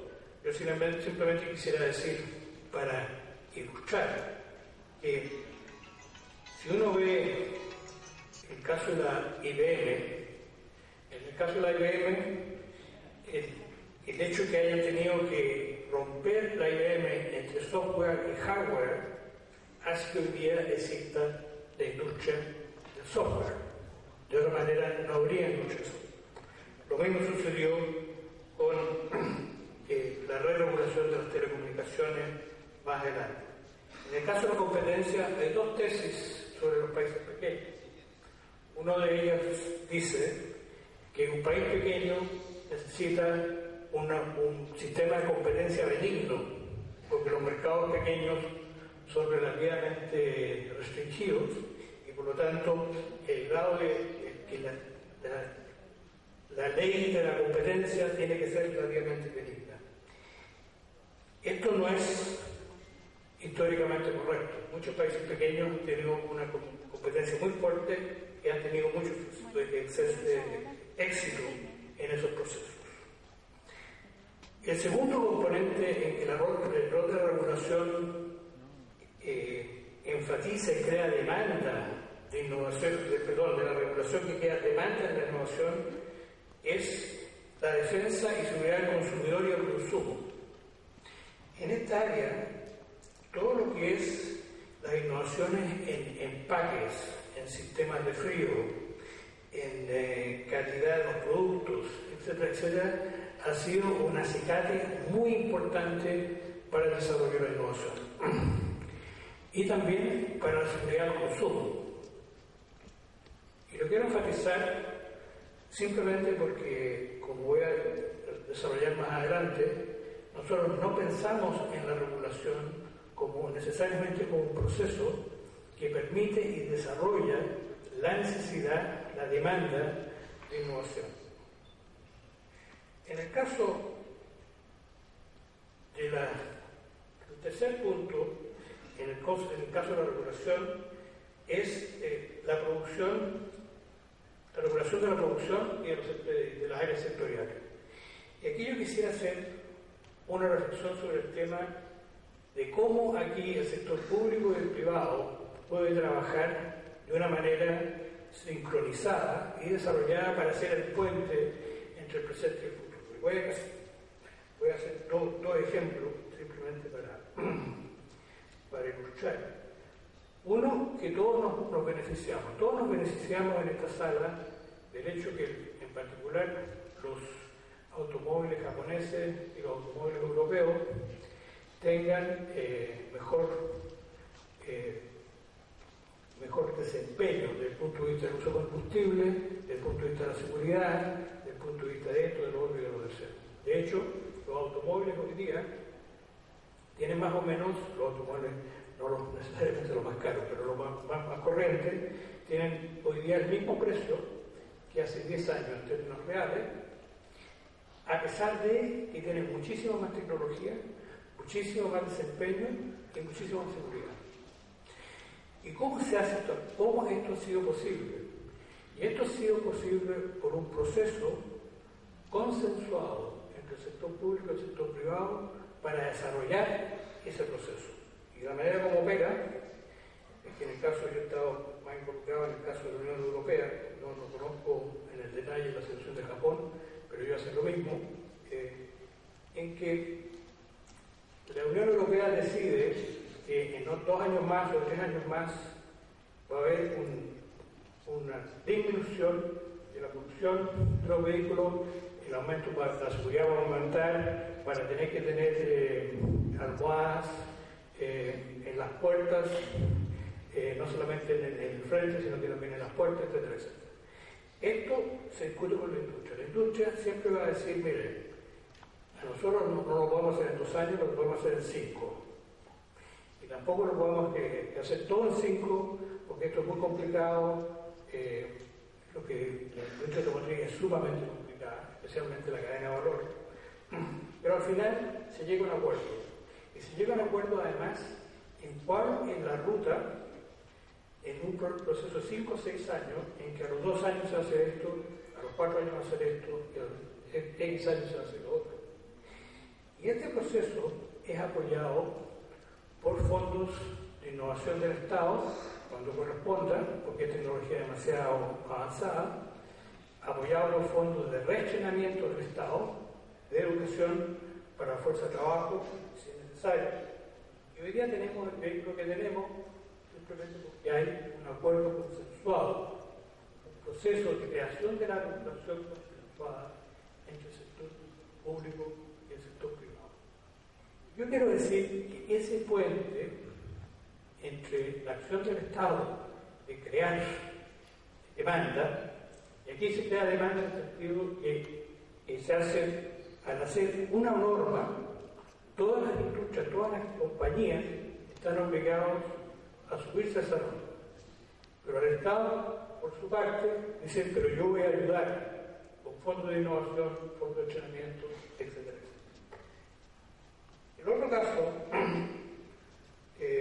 automóvil es un caso clásico porque lo hemos visto todos y todos nos beneficiamos de este proceso. El otro lado de la moneda es lo que pasó después del 2008 con General Motors y con Chrysler, y una de las razones por Chrysler y General Motors se fueron a la bancarrota fue porque ellos, en vez de tener este proceso en Estados Unidos, ahora lo están teniendo, pero en vez de tener este proceso en Estados Unidos, utilizaban mucho sus recursos en hacer lobby para que no hubiera regulación. Y al final terminaron con autos de bastante menor desempeño que los japoneses y los europeos. El tercer aspecto de la regulación es las políticas sectoriales y industriales. Y aquí hay una gran literatura, pero yo quiero hablar de una industria en particular, simplemente porque es relevante al tema del empleo y el tema de la pobreza. Y este es el caso. Cada vez que hablamos de innovación siempre pensamos en telecomunicaciones, silicio, apps, etc. Pero una industria que es fundamental al desarrollo social de los países, donde la clase media y también los pobres invierten sus mayores ahorros, es la industria de la construcción. La construcción es una industria regulada, en todas partes del mundo, por razones bastante obvias, especialmente en países sísmicos, pero en general en todas partes del mundo la industria de la construcción es regulada. Y ahí es donde la clase media invierte su mayor ahorro y crea su mayor activo. Y en el caso de los pobres es distinto, porque en el caso, especialmente en América Latina, nosotros tenemos la costumbre de que las normas de la construcción no se aplican necesariamente de la misma manera a la vivienda social. En el caso de la vivienda social, típicamente en América Latina o en la gran mayoría de América Latina, el pobre ahorra para pagar su vivienda social cuando ese es el caso, pero finalmente termina sin un activo. Sin un activo simplemente porque la calidad de la vivienda es muy baja. Entonces nosotros tenemos un problema de que si tenemos baja calidad de la vivienda, tanto la clase media como los pobres terminan con activos muy depreciados o inexistentes. Y una de las razones por las cuales algunos países del Asia han sido capaces de sacar a su población de la pobreza en una generación se explica en gran medida por las políticas de vivienda que tienen. Primero, las mismas calidad de la vivienda de la clase media del país es la vivienda social. Y en segundo lugar, que al Estado le conviene más asegurarse la posibilidad de una vivienda social de calidad, de la misma calidad que la normal, porque el pobre va a tener un activo y los hijos heredarán, digamos, un activo. Entonces, la vivienda, que siempre ha sido una temática de la política en general, y la política social en particular, pasa a ser un acicate muy importante por el desarrollo de la innovación. Y yo quiero decir, por ejemplo, y voy a tomar el caso de mi país, Chile. En Chile nosotros no tenemos doble vidrio en las ventanas, a pesar de que en mucha parte del país es muy frío. Y yo vengo además de Punta Arenas, el extremo sur de Chile, así que está realmente frío. ¿Y por qué no lo podemos hacer? Pero es muy caro, porque no hay economía de escala. ¿Y por qué no hay economía de escala? Porque no hay norma. Porque si uno pusiera una norma, entre paréntesis, la ventaja del doble vidrio es que uno consume el 60% menos de energía para calefaccionar la casa, al revés, en el caso del verano, la casa está más fresca, y además, en el caso urbano, tiene una ventaja muy importante porque reduce en 40% el ruido, que pasa a ser un problema de salud pública en los sectores urbanos. Entonces menciono esta cuestión porque cuando nosotros pensamos en la innovación, en el empleo y en la pobreza, nosotros no miramos las políticas públicas desde el punto de vista de cómo lo hacemos para que efectivamente nosotros podamos crear empleo, crear innovación, crear competitividad, crear productividad, pero al mismo tiempo sacar los sectores pobres de la pobreza. Entre paréntesis, esta política de vivienda que los asiáticos lo copiaron originalmente de la política utilizada después de la Segunda Guerra Mundial originalmente por Suecia. Y Suecia ha hecho una ventaja competitiva en el área de la construcción sobre la base de la utilización de sus normas de construcción para ayudar a la industria a subir su capacidad técnica. La tercera área, con esto acelero, es el uso de los gastos del Estado para crear demanda. Todos los estados tienen una capacidad enorme de compra. En América Latina, algunos estados han electronizado las compras públicas, pero todavía no hemos avanzado más en cómo ayudamos a que nuestras industrias se desarrollen con mayor innovación y mayor calidad a través de las compras del Estado. Voy a hacer un ejemplo aquí. ¿Y por qué esto es importante? Porque se crean, de nuevo, masas críticas y economía de escala. En mi país, el ministro de la Pública acaba de anunciar 10.000 millones de dólares de concesiones en los próximos años. Y esos 10.000 millones de concesiones tienen que ser de una manera que correspondan a las necesidades del país del siglo XXI. Por ejemplo, los temas relacionados con la eficiencia energética, que en Chile pasa a ser bastante crítico por los costos eléctricos. Y la discusión con el ministro era que las concesiones tienen que tener requerimientos de eficiencia energética, los aeropuertos, las carreteras urbanas, etc. Hoy día la tecnología existe para eso. ¿Y por qué? Él es el único, en un sentido, capaz de armar esa cuestión bien. Porque la demanda, eso significa, desde el punto de vista de crear una industria, de crear capacidades técnicas, de obligar a entrenar gente para trabajar en el próximo problema, que es la eficiencia energética, la tiene en mucha medida el Estado. De hecho, fue el presidente Lagos quien cambió las compras del Estado y la hizo electrónica. Yo me acuerdo que su gran preocupación era cómo subir a los pymes a la red. Y la respuesta de cómo subir los pymes a la red es que el Estado compre electrónicamente. Y eso en realidad ha tenido un impacto muy importante en la utilización de las redes por las pymes.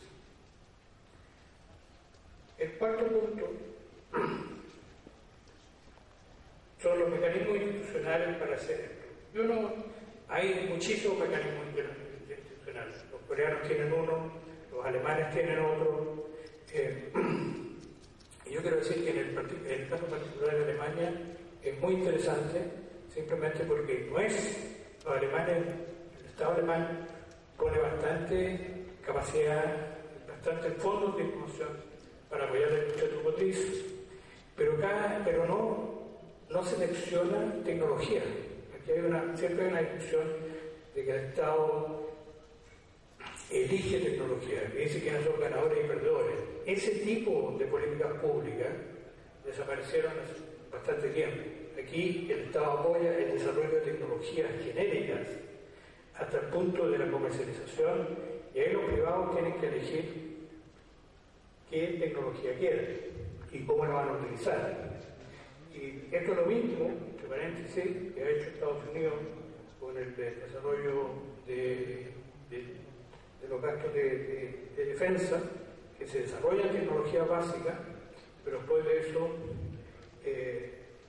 eso la gente la puede utilizar para muchas otras maneras. Y eso explica, entre otras cosas, por qué en Estados Unidos el capital de riesgo, el 80% del capital de riesgo va a la industria que están relacionadas con la defensa, simplemente porque el riesgo tecnológico lo va a sacado. Y al final, el desarrollo de una política científica y tecnológica, yo quisiera terminar con mi conclusión. La primera es que sin un aumento creciente de la exigencia, una sociedad no tiene sentido de innovar. ¿Y cómo subimos las exigencias de la sociedad? Aquí donde hay un pacto necesario entre el sector público y el sector privado para buscar la manera de, en forma sistemática y sostenida, ir aumentando la exigencia de la sociedad y la producción. Esto requiere procesos específicos. Y en eso no voy a entrar, pero simplemente requiere una manera de trabajar entre el sector público y el sector privado que tenga preocupación sobre las problemáticas relacionadas con los conflictos de interés, etcétera, pero que lo haga posible, y es posible y se hace en muchas partes del mundo. Y que estos procesos permiten focalizar incentivos y fondos a la innovación para apoyar el desarrollo de la industria. Finalmente, este proceso también requiere innovación y modernización del aparato del Estado, porque típicamente nuestros Estados no están preparados para trabajar de esta manera. Muchas gracias.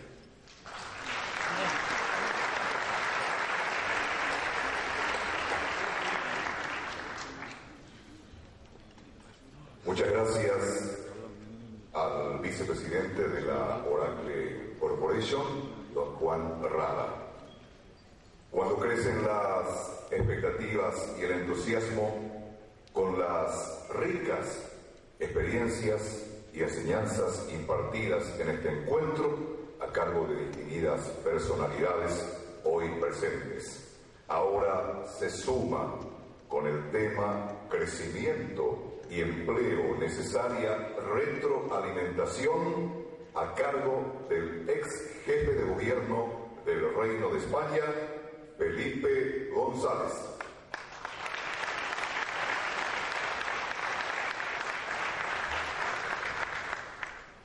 Muchas gracias. Buenos días. No me ha dado tiempo a romper el ritmo de la reunión, que sigue siendo interesante. Ya saben que entre algunos de los presentes, como Fernando Enrique Cardoso, lo voy a decir por orden de más joven a mayor de edad, como Fernando Enrique Cardoso, o el presidente Sanguinetti, o el presidente Lago, algunos más. Pero llevamos, como uno diría García Márquez, como 30 y pico años que empezamos una conversación que todavía no acaba.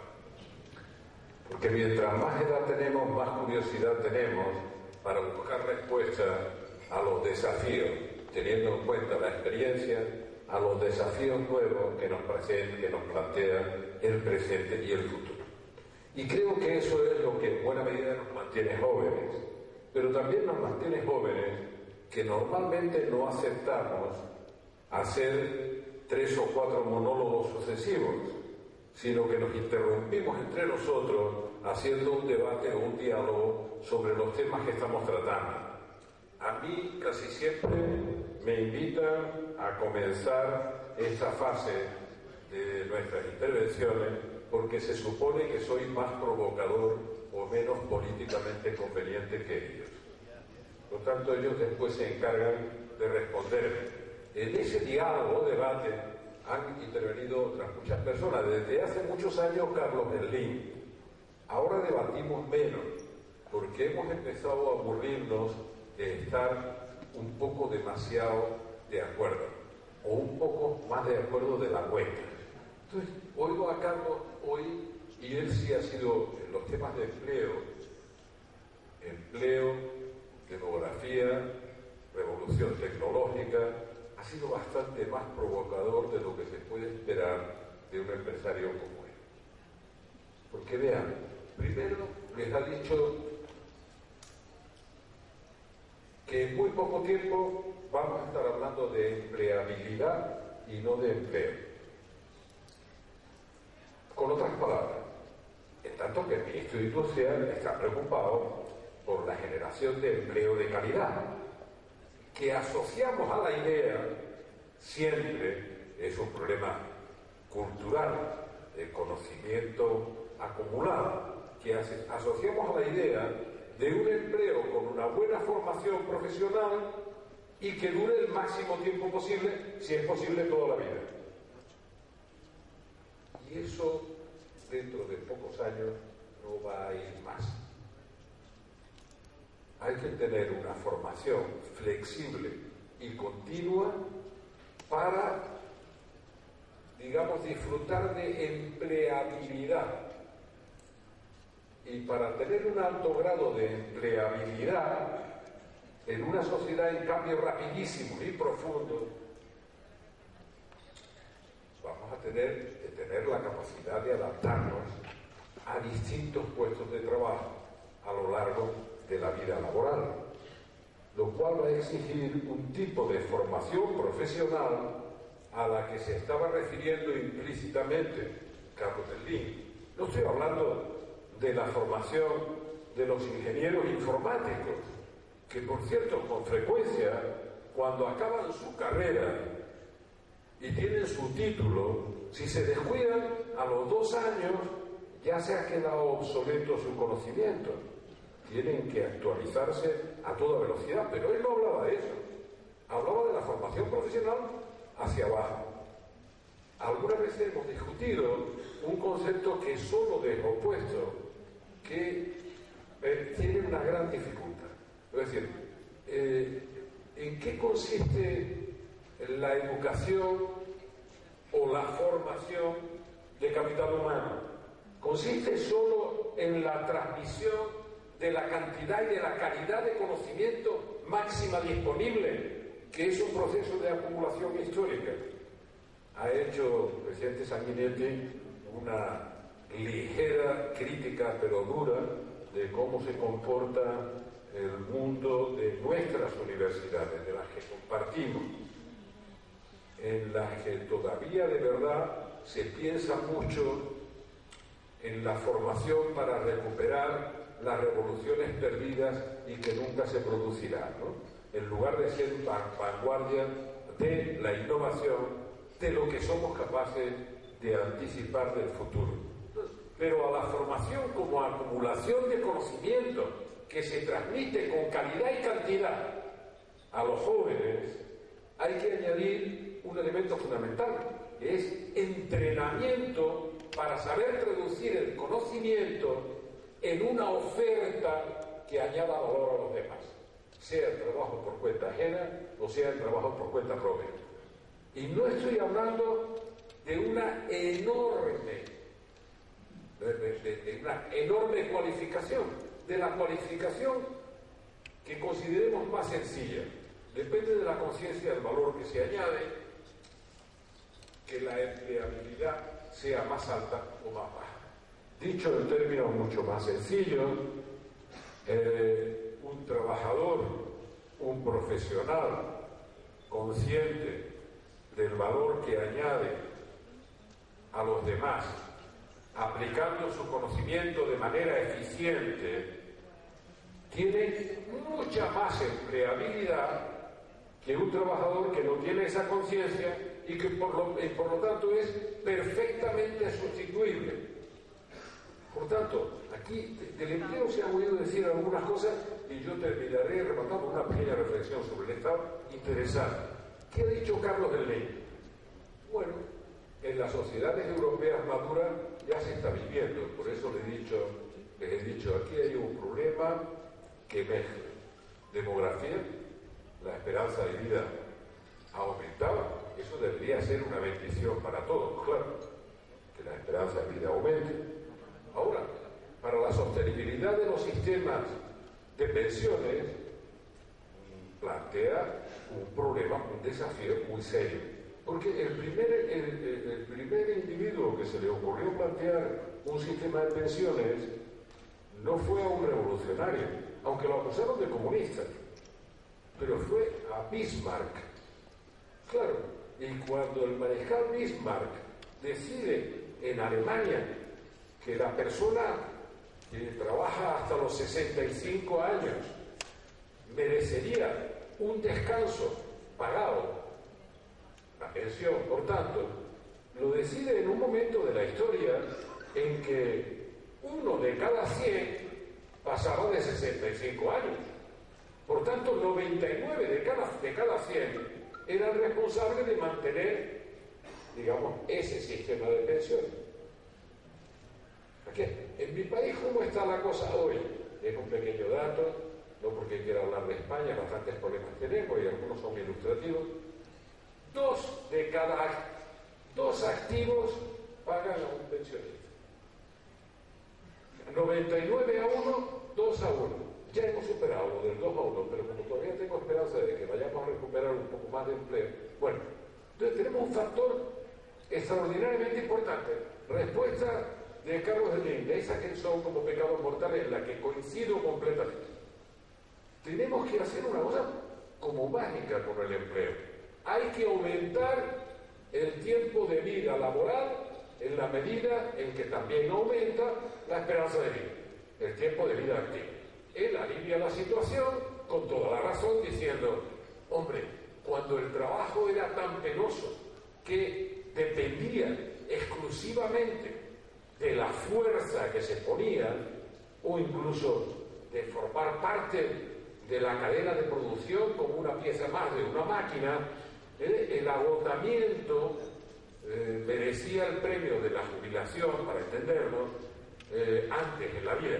Ahora, cuando la variable estratégica no es la fuerza, no es lo que hay desde el cuello para abajo, sino lo que hay desde el cuello para arriba, es la capacidad creativa, la inteligencia, el cerebro, etc., que dice un neurólogo amigo mío, que es el único músculo que, salvo accidente o enfermedad, puede seguir desarrollándose por muchos años que se cumplan, en tanto que el resto se va agotando. Pero el cerebro hay que mantenerlos entrenados, por eso estamos en el círculo de Montevideo y en otros, ¿no? Para mantener entrenado el cerebro y darle actividad y productividad. Pero también para mantener una actividad, y una actividad que prolongue la vida laboral. Fíjense, ahora sí vuelvo a España de nuevo. Nosotros tenemos 25% largo de paro, 50% de desempleo juvenil. Imagínense el pedazo de drama en una respuesta equivocada a la crisis, equivocada de toda Europa. Y no hablo de gobiernos de una ideología de otra, equivocada. Una respuesta que además se ha hecho para intentar controlar el desequilibrio de las cuentas públicas, sobre todo para intentar controlar el crecimiento de la deuda, con políticas que se han llamado de austeridad, maltratando a la palabra, porque la austeridad puede ser conveniente para mantener el equilibrio de cuentas públicas, pero si se lleva al austericidio, se genera una broma como esta.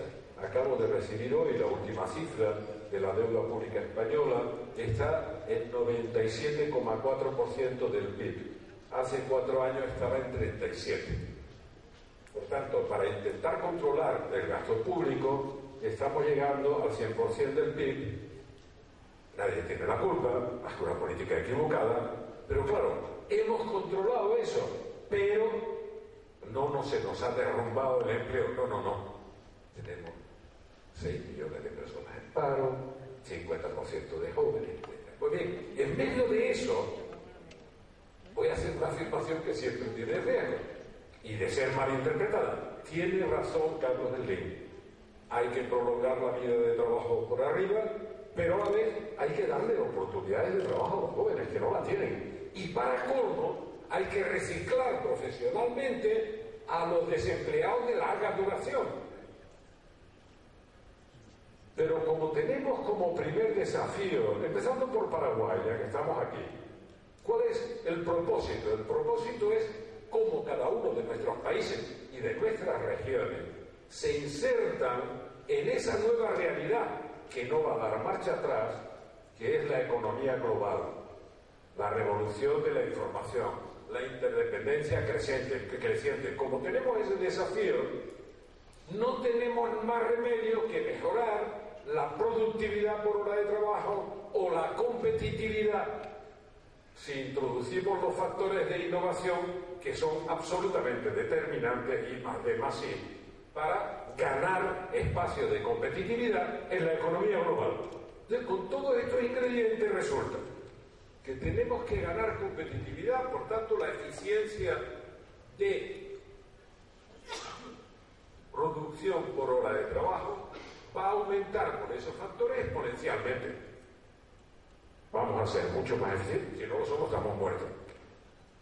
Algunos dicen, no, en la sociedad de servicios es distinto. No es verdad. La innovación no es un sector de actividad. La innovación es un proceso que mejorará la competitividad, la eficiencia productiva en todos los sectores de actividad, desde el primario hasta el de los servicios, pasando por el industrial, etc. Por tanto, tenemos un puzzle que componer extraordinariamente difícil. Hablo en sociedades maduras, incluso pasadas de madurez, como la sociedad europea o la española, con los inmensos problemas que tiene. Y la resultante final, que no lo ha expresado así Carlos Slim, es: tenemos que pensar en repartir el tiempo de trabajo disponible. Me parece una propuesta loca del socialismo francés de los años 90. Y es una propuesta absoluta. Es que no tenemos ninguna salida. En las sociedades latinoamericanas todavía tienen un bono demográfico, pero empiezan a tener los problemas del primer mundo, de lo que se llamaba antes el primer mundo y del tercer mundo. Aumenta la esperanza de vida, tienen enfermedades todavía de países en desarrollo y enfermedades de países desarrollados. Invitan a Estados Unidos en esa epidemia universal que es que todos nos ponemos gordos hasta el infinito, del problema de la obesidad, tenemos los mismos problemas de las sociedades desarrolladas y además los problemas del dengue y de otros más de sociedades en desarrollo. Por tanto, el desafío del reparto del tiempo de trabajo disponible lo imagina, lo ha expresado en otros términos Carlos Slim, está diciendo lo mismo. Él prefiere el modelo de 3 días de trabajo a la semana y 4 para entretenerse y divertirse, lo cual dará empleo a otros que se ocuparán en entretener y divertir. Pero da exactamente igual. Para conseguir eso y no perder la dignidad que va ligada al trabajo y que se pierde incluso cuando el desempleo está protegido por una subvención o por una cobertura si se prolonga mucho en el tiempo. No es lo mismo estar cobrando el desempleo durante 6 meses, transitando de un trabajo a otro, que pasarse años y años y años en desempleo, dependiendo primero de una prestación contributiva y después de una subvención. Digo, para dignificar esa parte, como ven, este diálogo viene de atrás, para dignificar esa parte de redistribución del tiempo de trabajo disponible, tenemos que buscar fórmulas para ligar la retribución a la productividad por hora de trabajo.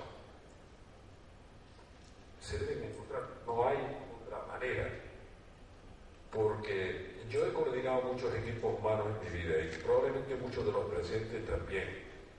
Y hay una cosa que no es ideológica, que pertenece a la condición humana. Cuando uno coordina equipos humanos, sabe que a igualdad de retribución, la productividad la define el que menos trabaja. Esto es inexorable. ¿Por qué el otro va a trabajar el doble que el que tiene al lado si al final del día va a cobrar la misma retribución? Por tanto, es un problema de dignidad y de eficiencia. Y vuelvo a lo que les decía, el papel del Estado, que está latente. La colaboración pública-privada, todo el día. Hoy que tuve el privilegio de estar un rato, o ser recibido en primera hora por el presidente, pues recordé una frase que debería ser de Fernando Enrique Cardoso, pero que es mía. Cuando discutimos, sí, pero ya se la he prestado a él, porque le debería pertenecer a él. Cuando discutimos qué tipo de Estado queremos, bueno, pues no queremos, al menos yo, ni un Estado lleno de grasa, clientelar, de cualquier modelo, del modelo comunista, del bolivariano o del Estado clientelar típico de las sociedades capitalistas en desarrollo, como quieran, ni lleno de grasa, ni anémico, ni esquelético, que sea incapaz de representar los intereses generales, aunque sea en concierto con los sectores privados. Tiene que tener la capacidad de representar los intereses generales, por tanto, de enfrentar los grupos de presión que pueden someter a los intereses generales a sus intereses específicos o particulares. Hablan de Estado, regulador, etc. ¿Qué tipo de Estado sería ese? Y en una de estas conversaciones le dije a mis colegas, hombre, sería un Estado como los cuerpos de la playa de Ipanema, sin una gota de grasa, pero a ninguno se le ven los huesos. Claro, los hombres siempre piensan en los cuerpos de las chicas de Ipanema. Espero que las mujeres piensen en los cuerpos de los chicos de Ipanema. O sea, sin un gramo de grasa, pero sin que enseñen los huesos. El Estado esquelético no es capaz de defender los intereses generales de los ciudadanos, que es su función. Y queda mucho por desarrollar en esto. He visto ya en estas 24 horas algunos de los debates en Paraguay, y son bien interesantes porque se ven en otros países. El Estado tiene que garantizar la seguridad física y la seguridad jurídica. Y tiene que ser previsible. Tenemos un problema de seguridad física. No hay libertad sin sentimiento de seguridad. Y lo tenemos creciente en todos los países, créanme. Hemos accedido todos al voto, que se identifica con el principio legitimador de la democracia, de un gobierno legítimo, finalmente en América Latina, por los votos y no por las votas. Muy bien, esa legitimidad de origen tiene que corresponderse con una legitimidad de ejercicio. Y solo se legitima en el ejercicio si cumple una primera función: darle seguridad física a sus ciudadanos y seguridad jurídica. Es un concepto global, porque para tener seguridad física no solo hay que luchar contra la criminalidad organizada, sino crear las condiciones para que la gente se dignifique mediante un empleo. Eso forma parte también de la seguridad. El Estado que es